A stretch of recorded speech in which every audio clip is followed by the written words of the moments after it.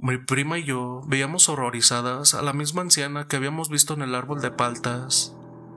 La anciana estaba desnuda, arrodillada frente a un pequeño cajón de madera colocado en la raíz del árbol.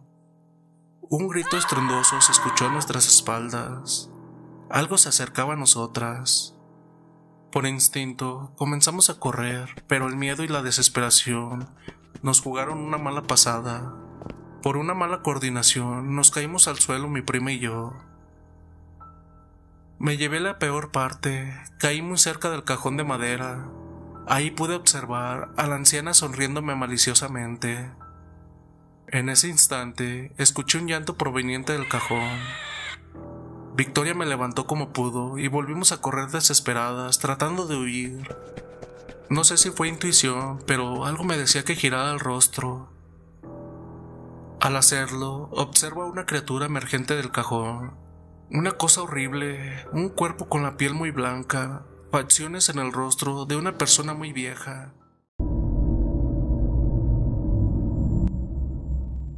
En esta ocasión les traigo una pequeña colaboración que hicimos con nuestro gran amigo Descendiendo al Abismo, Relatos de Terror. En la descripción se encontrará el link al video que hicimos en colaboración con él en su canal, por si gustan irlo a escuchar.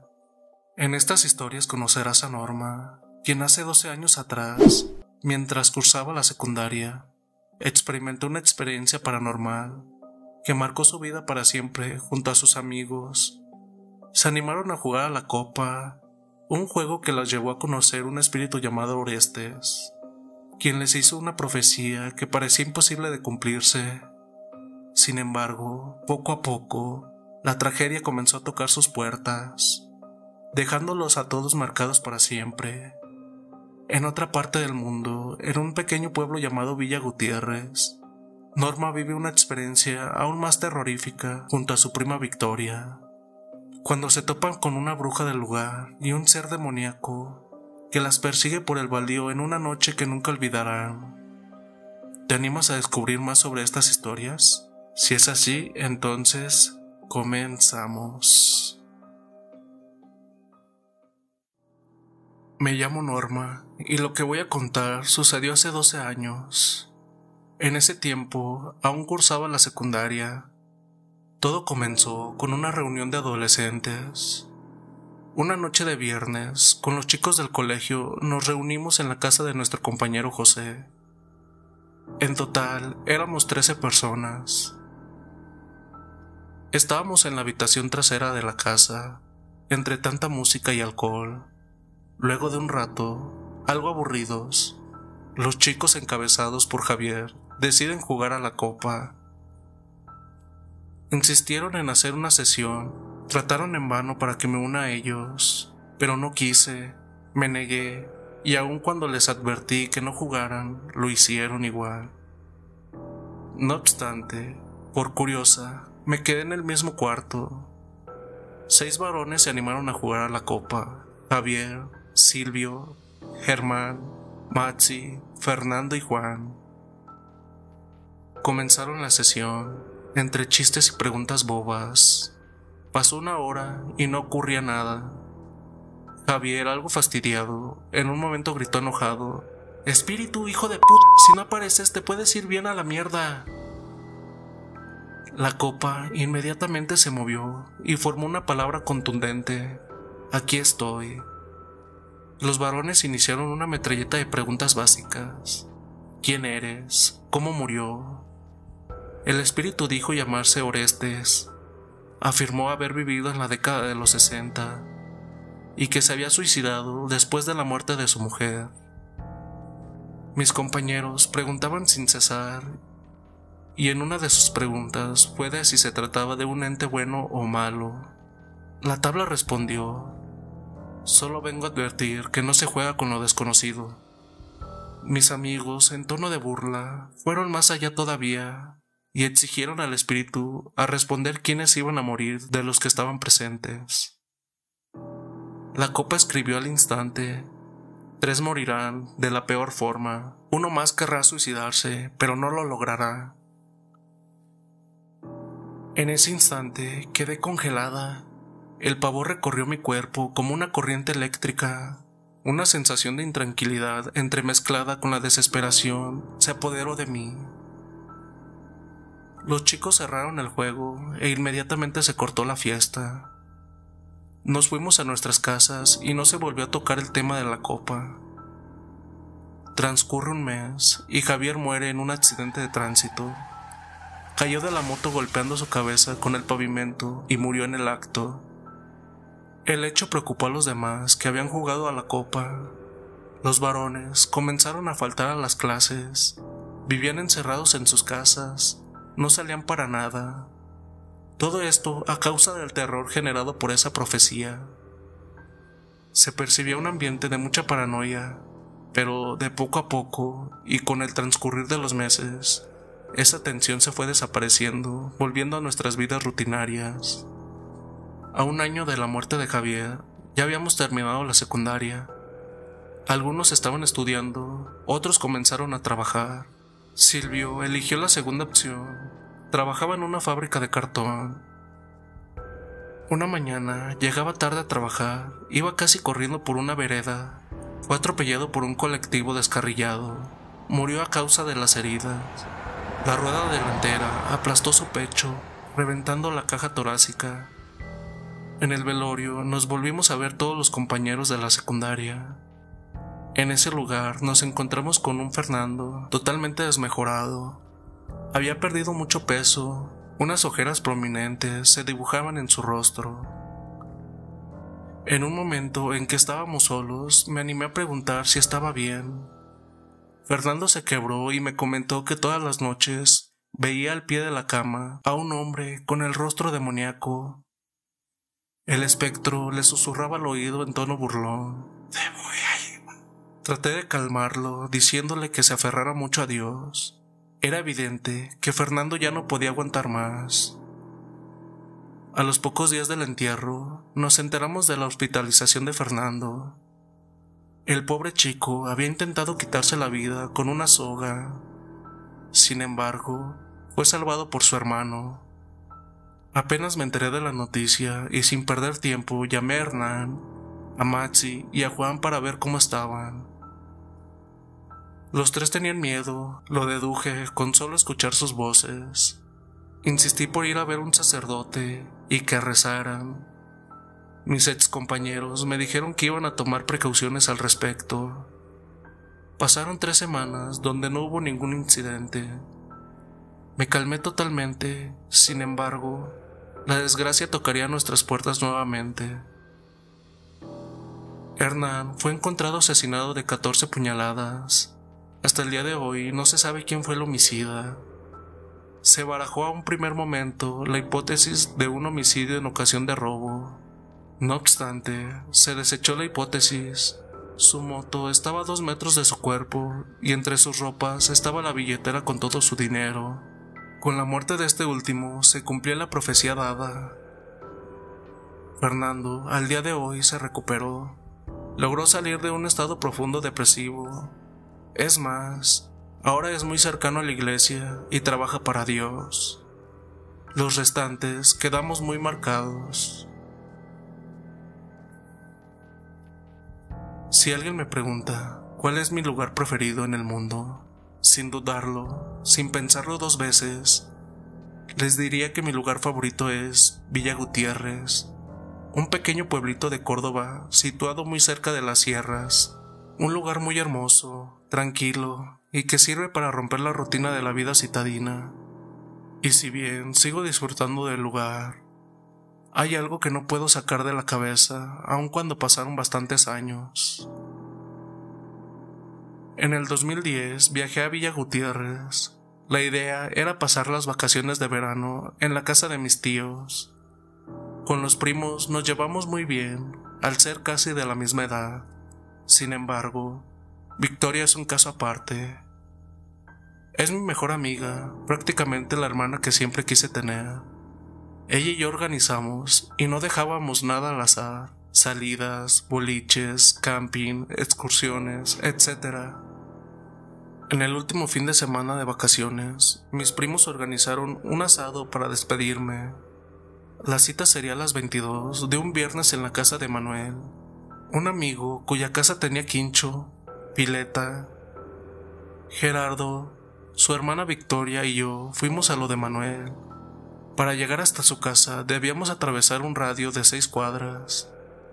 Si bien no era mucha la distancia, lo feo era la zona. Estaba desolado con muchos terrenos baldíos. Para el colmo, el alumbrado público era casi inexistente. Hay una cosa que quiero recalcar y que quede muy claro.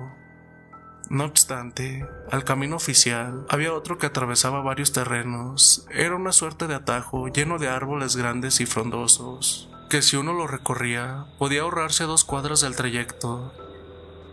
La noche fue espectacular, se comió rico, escuchamos buena música y nos divertimos en la pileta a más no poder. Sin embargo, a las 4 de la madrugada, me bajó el sueño colosalmente. Mi prima, al verme somnolienta, insistió en regresar a casa. Gerardo no quiso volver, ya había decidido quedarse a beber con sus amigos. Victoria y yo salimos de la casa de Manuel, hablando cosas de chicas. Si algún chico me llamó la atención, si alguno de ellos era cuñado de Gerardo y él seguía sin enterarse. En medio de las risas, sin decir ni una palabra y para ahorrar tiempo, comenzamos a caminar por el atajo que mencioné al inicio. No teníamos miedo de atravesar el descampado. Villa Gutiérrez es un pueblito en el que todos prácticamente se conocen y hay 0 delincuencia. Es más, los lugareños bromean que la comisaría está de adorno. A mitad del baldío había un árbol grande de palta. Cuando prácticamente estábamos a 2 metros al árbol, nos detuvimos en seco con Victoria, una figura femenina apoyada en el árbol. Cuando se percató de nosotras, rápidamente se escondió detrás del tronco y comenzó a sacar la cabeza para observarnos. Victoria clavó sus uñas en mi antebrazo y con fuerza me hizo caminar. Por el rabillo de mi ojo derecho observé a una mujer muy vieja con ropas antiguas y muy sucias. La anciana gritó de forma espantosa mientras se interponía delante de nosotras. No sé en qué momento se desvaneció, sus ropas cayeron al suelo como si ella se hubiera simplemente esfumado. Victoria y yo quedamos aterradas cuando vemos salir algo negro, hediondo y deforme de las ropas de la vieja. Eso se trepa en el árbol rápidamente y se comienza a escuchar una risa macabra en el ambiente. Corrimos con todas nuestras fuerzas para escapar de la situación. A unos 20 metros de distancia, en un árbol de pacará, observamos una fogata. El color de las flamas del fuego pasó de un tenue naranja a un blanco pálido, hasta un incandescente color violeta. Mis piernas perdieron fuerzas, comencé a sudar en frío. Sentía que el corazón en cualquier momento se me iba a escapar del pecho. La muñeca de mi brazo izquierdo estaba sangrando a causa de las uñas clavadas de Victoria. Mi prima y yo veíamos horrorizadas a la misma anciana que habíamos visto en el árbol de paltas. La anciana estaba desnuda, arrodillada frente a un pequeño cajón de madera colocado en la raíz del árbol. Un grito estruendoso se escuchó a nuestras espaldas. Algo se acercaba a nosotras. Por instinto, comenzamos a correr, pero el miedo y la desesperación nos jugaron una mala pasada. Por una mala coordinación, nos caímos al suelo mi prima y yo. Me llevé la peor parte, caí muy cerca del cajón de madera. Ahí pude observar a la anciana sonriéndome maliciosamente. En ese instante, escuché un llanto proveniente del cajón. Victoria me levantó como pudo y volvimos a correr desesperadas, tratando de huir. No sé si fue intuición, pero algo me decía que girara el rostro. Al hacerlo, observo a una criatura emergente del cajón. Una cosa horrible, un cuerpo con la piel muy blanca, facciones en el rostro de una persona muy vieja. El sonido que salía de su boca era inhumano y grotesco. Esa cosa se arrastra del cajón, se incorpora y corre con unos pasos muy pequeños hacia nosotras. Horrorizadas, sin poder creer lo que se estaba viendo, llorando, continuamos nuestra huida. Casi saliendo del baldío, se nos apareció una mujer que tenía las manos extendidas sobre el pecho, sujetando a esa criatura demoníaca. Sin dudar, nos metimos por medio de los yuyos para evitarlos. Por suerte, logramos salir del descampado. Me di vuelta por última vez para comprobar dónde estaba la mujer y el demonio, y pude mirar un resplandor de luz. Los colores brillaban con intensidad, mientras se intercalaban entre el violeta, el blanco y el naranja en la base del árbol de pácara. Nos apresuramos para llegar a la casa, muy asustadas, con la adrenalina a flor de piel, sin comprender el motivo de aquello. Realmente lo sucedido, como una suerte de desahogo. A la mamá de mi prima, quien luego de oírnos, nos comentó que seguramente nos habíamos topado con una bruja del lugar. La bruja del pueblo, los días viernes, solía hacer sus trabajos en los baldíos de la zona. Tiempo atrás nos fuimos de pesca con 2 amigos más, Damián y Gogi, a la zona de Sumampa, en Santiago del Estero. Era la primera vez que iba. Salimos un viernes por la tarde. Estuvimos arribando a la zona mencionada, muy caída la noche. No llegamos al lugar de buena pesca, que teníamos planeado ir en un principio. En el viaje hubieron algunos imprevistos, y nos retrasamos más de lo esperado. Discutimos al respecto, y decidimos acampar, descansar bien, y continuar hasta el día siguiente. Temprano nos levantamos, y otra vez en marcha la camioneta. Tras varias horas, por fin, llegamos a nuestro destino. Bajamos las cosas, levantamos el campamento, armamos una cocina improvisada y calentamos los fierros para un asado espectacular, acompañado de un buen vino. Y así pasé el resto del día, entre charlas, anécdotas de antaño y bien acompañado con mis amigos. La noche se hizo presente y eso solo significaba una cosa: había que armar las cañas y pescar. Cada uno se alejó del resto para encontrar un buen lugar de pesca y que los anzuelos no se enreden. En el instante en que clavé la caña de pescar en la ribera del río, algo me llamó la atención. Una luz que parecía flotar en la orilla contraria. No encontraba una explicación lógica. Una luz del tamaño de una manzana que se desplazaba de forma aleatoria. Dejé todo lo que estaba haciendo y fui con mis amigos. Ellos se rieron. Adjudicaron esta visión al alcohol. Sin embargo, al insistir, terminaron acompañándome hasta el lugar del avistamiento. Al llegar, la luz se puso delante de nosotros, y una persona se levantó del suelo, abriendo los brazos. Inmediatamente 3 personas se incorporan de la nada, tomando la misma postura. Tenían túnicas oscuras, se pararon justo enfrente de nosotros, murmurando en voz baja una oración. Comenzaron a caminar lentamente. El miedo de los 3 era atroz. Comenzamos a correr desesperados a la camioneta. Prendí rápido las luces altas del vehículo. Nuevamente oímos aquellas voces inundando el ambiente.